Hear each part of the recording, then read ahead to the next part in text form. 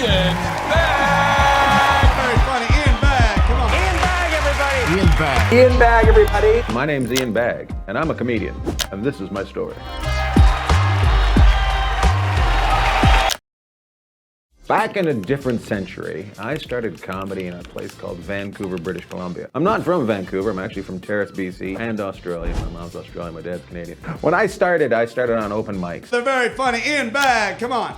And I started in Vancouver, and it was a very small comedy scene. There wasn't many shows in Vancouver. You had to drive to other places. And I would drive the established comedians' cars to the show so they could just sit and relax. And then they'd give me a little bit of time, and I would get set. That lasted for about a year, and then I was doing a show, and a guy named Pat Bullard came up to me and said, "Ian, promise me you'll move to America as soon as you can." I was like, "What?" And he said, "Just get out of Canada." I spent the next year trying to figure out how to get out of Canada. I made $800 in Montreal.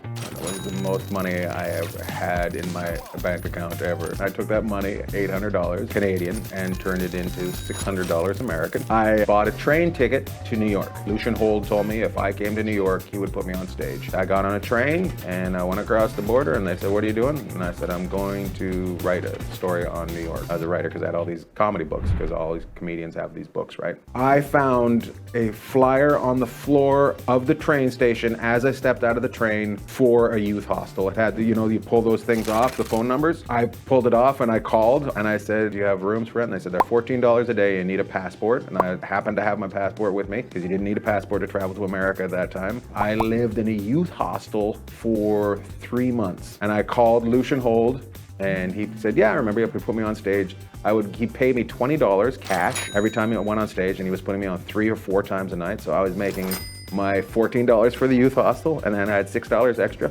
Yeah, we're going to McDonald's. One night before the show, Lucian said to me, "Tonight there's gonna be a showcase for the Conan O'Brien show. So people will get on the Conan O'Brien show." And I said, "Oh, that's nice." And he said, "You're not gonna be on it." And I was like, "Oh, that's not nice." And he said, "But you're going to go on right before. And the reason you're going to go on right before is if they're late, you will cover the time, so they'll see all the acts they want to see. And if they show up on time, they're going to actually see you." And I'm like, "Oh, that's cool." So they showed up on time, and they actually seen me. And afterwards, they wanted to talk to me. And they said, "Would you like to be on the Conan O'Brien show?" And I said, "I would love to, but I'm illegal." And they said, "We will help you get your work papers." And that's how I became an immigrant to America. The way I do comedy is a little different than other people. Are you deaf? Yes. I hope you your pants. My first time I ever went on stage, I had my jokes written on my hand, and I was so nervous they all sweated off. I didn't know what to do, so I said, what impressions of fish would you like me to do?" And I talked to the crowd. I broke the fourth wall. And that was always something that was interesting to me. I wanted to take things that people would say and just let it fly wherever it went. Look at that, he's got his arms crossed. That isn't good body language, sir. That doesn't make me want to do comedy. That is judging, all right? Statue of Liberty would look like this. Nobody would have shown up in America, would they? I didn't want to be stiff. I didn't want to have to do a speech or a monologue. I want to do a conversation. "Hey, you, not the other person, just you. Subscribe."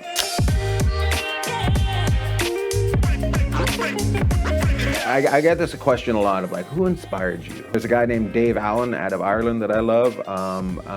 Jonathan Winters, Howie Mandel, Sam Kinison. It's sad to say, but Bill Cosby. He just used to laugh my pants off. I'm not being a douche right now. Bill Cosby was not known for what he was doing when I was a kid, and he was hilarious.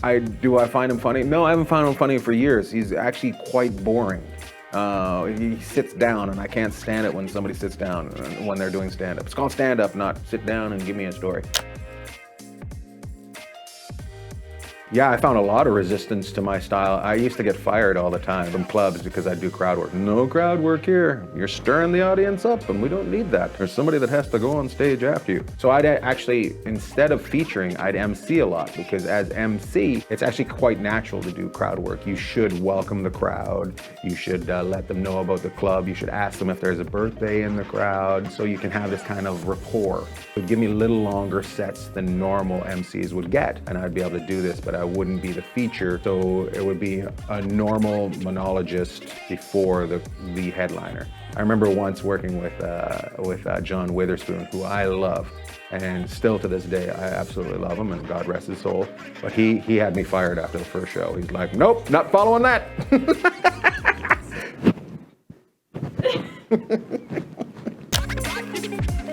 What's your backup plan? A lot of people have always said that. Well, if this doesn't work out, would you say that to a doctor? Like, no, it's a profession. Stand-up has always been there. People need to laugh. I get it, because we all have a friend that isn't funny that thinks they are.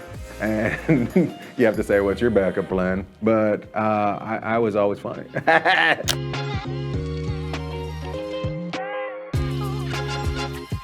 So different to when I started out. There wasn't YouTube. It was just a phonograph. We put it in there. We all listen to it on a speaker. It's just so different now. You didn't put out sets that aren't finished. We'll put things on YouTube that are from a club, something that we just wrote. You'll see the rough, like the raw. Whereas before they would tell you don't let anybody see it because you're trying to get it to as polished as you can to be on a late night show. So whereas now it's like, forget late night. This has got to go on YouTube now. Is this joke not got a punchline? I got to put it on YouTube. My biggest accomplishment to date, I performed at the Sydney Opera House in Sydney, Australia. My aunt got to come see me. One of my relatives from Australia, you know, my mom didn't get to go, but my aunt got to see me perform at the Sydney Opera House and in the big room. And as I said before, my mom's from Australia, so I've been going back and forth to Australia since I was a kid. And that opera house is iconic. Everything's been my most iconic. The fact that I get to do this.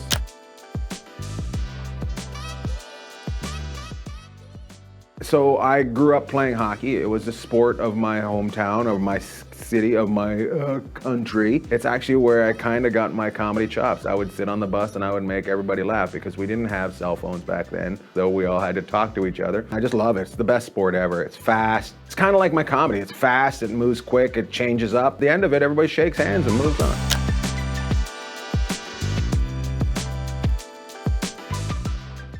Here's what I want to do in the future with my stand-up. I want to come to a town and I want you all to come out and I want you to have a good time with me. I want to make videos on YouTube, create my own TV channel. I want to be Mr. Bagg. You've heard of Mr. Beast? Well, I want to be Mr. Bagg, and it's just fun, fun, fun.